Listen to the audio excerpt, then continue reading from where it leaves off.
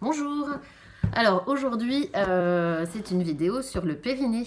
Alors le périnée, c'est le muscle un peu de notre ventre et qui maintient toutes nos viscères. Donc je vais vous essayer en tout cas de vous expliquer un peu à quoi il sert.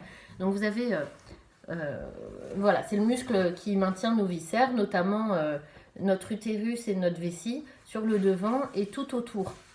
Voilà, comme ça. Donc en fait, il est à l'intérieur de notre bassin, de nos os du bassin, et il sert de hamac pour éviter que les organes tombent.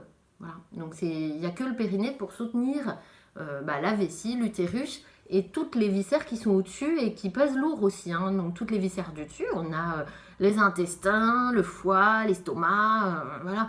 On a vraiment un gros paquet et c'est hyper lourd en fait. Et donc, voilà, le périnée doit être fort pour éviter la descente d'organes. Euh, quand est-ce qu'on risque une descente d'organes? Ou bien quand on a tendance à pousser, quand on fait des efforts, on bloque et on pousse, voilà, ça appuie sur le périnée. Donc, même les personnes qui n'ont pas eu d'accouchement, les femmes qui n'ont pas accouché, peuvent avoir des soucis urinaires, par exemple des fuites urinaires ou des descentes d'organes à terme parce que elles connaissaient finalement mal leur corps et qu'elles avaient une mauvaise connaissance de leur anatomie et finalement c'est pas simple de se connaître. Donc malheureusement on ne connaît que après avoir eu un accouchement, mais en fait moi je trouve que c'est bien de connaître son corps avant, dès l'adolescence. On est des femmes, c'est bien de connaître notre corps, comment il fonctionne et voilà, je trouve que c'est bénéfique, ça fait partie de nous et c'est voilà. Bien. Alors le périnée, on a dit que c'était un hamac qui soutenait nos viscères et qui est mis à mal pendant la grossesse et pendant l'accouchement par voie basse. Donc, on va commencer par la grossesse. Finalement, quelqu'un qui a eu une césarienne, eh ben, elle aura quand même eu 9 mois ou presque de grossesse. Et donc alors, on va schématiser votre périnée comme ça. Ce sera plus simple. Donc là, c'est la partie basse, la partie moyenne et la partie haute du périnée. Donc la partie basse, c'est celle qui est à l'entrée du vagin. La partie moyenne, c'est vagin haut. Vagin haut et début de vessie. Et là, c'est tout ce qui va soutenir le haut de la vessie et qui va... Là, donc, quand vous avez en fait, pendant la grossesse, la partie qui est mise à mal, c'est la partie haute. Donc, à l'entrée du vagin, si on vous fait un testing pour savoir si vous êtes faible ou pas, oh, c'est bon, vous êtes hyper forte et tout, c'est bon. Sauf que non, quelqu'un qui est expérimenté dans la rééducation du périnée va tester votre capacité sur les différents niveaux. Donc, c'est important je pense, de faire un peu de rééducation après une grossesse de toute façon. Voilà. Même si vous en faites moins que d'autres, voilà, quelques séances, c'est bien. Au moins, vous connaîtrez votre corps de base. Et ensuite, s'il y a des petites lacunes, même si elles sont légères, voilà, c'est résolu. Donc, la rééducation, elle consiste en quoi en fait En fait, on peut serrer, on peut remonter, on peut fermer comme ça, on peut fermer comme ça. Enfin bon, vous avez plein de manières. Vous avez même juste à l'entrée du vagin, on a plein de muscles différents, je crois 4, 5.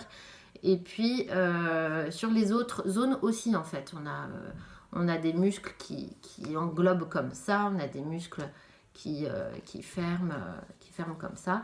Et si on n'apprend pas à les contracter, en fait, avant ça se faisait de manière automatique et quand ils ont été affaiblis, finalement, si on les rebooste pas un peu, ils restent un peu faiblards.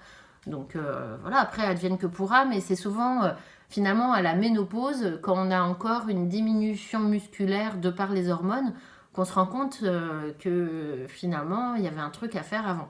Donc là, c'est pour ça qu'il y a des rééducations automatiquement après l'accouchement.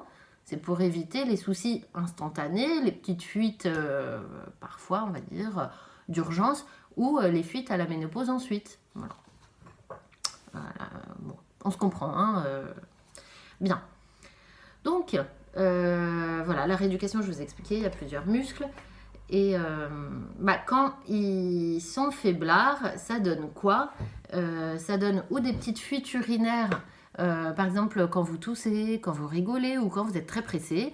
Voilà, ça c'est des signes où vous dites à votre médecin traitant, moi j'ai besoin de rééducation, j'ai des légères fuites, j'ai des légères fuites, vous avez le droit de demander de la rééducation. Si vous n'en parlez pas, votre médecin ne pourra pas le deviner non plus, donc même si ça fait longtemps que vous avez accouché ou que vous n'avez jamais accouché, demandez des séances de rééducation pour ça, c'est normal et c'est pas à prendre à la légère en fait.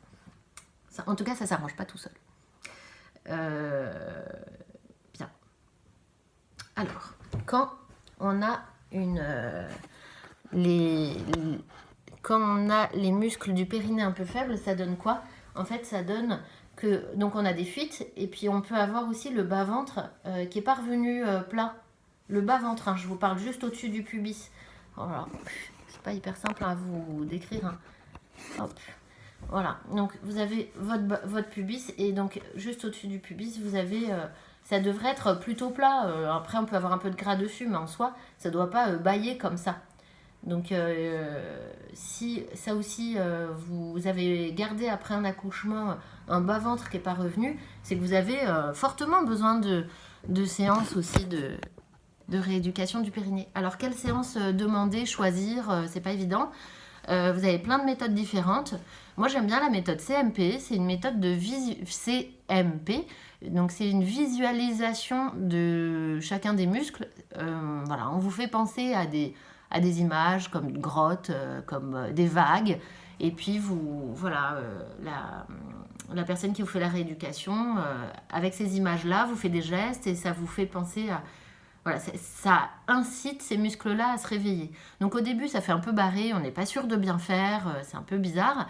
Mais au moins, suite à ça, on sait contracter tous nos muscles de notre périnée. Donc on est finalement bien au clair.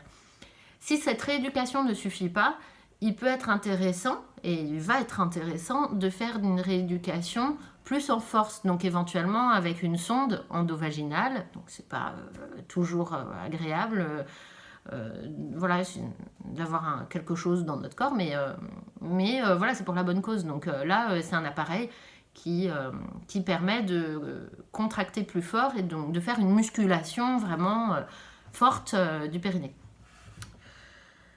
Voilà, en gros, j'espère que j'ai dégrossi l'affaire, que ça vous indique un peu mieux à quoi ça sert. Et voilà, si vous avez des questions, n'hésitez pas. J'espère que c'était compréhensible.